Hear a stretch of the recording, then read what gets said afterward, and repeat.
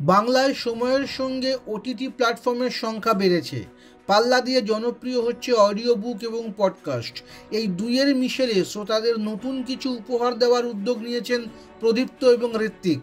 তোমার রেডিওকে তারা audio OTT হিসেবে উল্লেখ করতে চাইলেন, অর্থাৎ আর 5টা ওটিটির মাধ্যমে মতোই সেখানে কন্টেন্ট থাকবে, কিন্তু সবটাই শব্দের খেলা। প্রদীপ্ত ভট্টাচার্য বলেন, এখন মানুষ দেখার পাশাপাশি কন্টেন্ট শুনতেও চায়, তাই আমাদের মনে হয়েছিল অডিও স্টোরির একটা সম্ভাবনা রয়েছে। সেখান থেকেই আমাদের দুজনের এই ভাবনার সূত্রপাত। নিজেদের প্রযোজনা সংস্থা 180 ডিগ্রির অধীনে এই নতুন উদ্যোগ নিয়েছেন প্রদীপ্ত এবং ঋত্বিক। তাহলে আর কি কি চমক থাকছে সেখানে?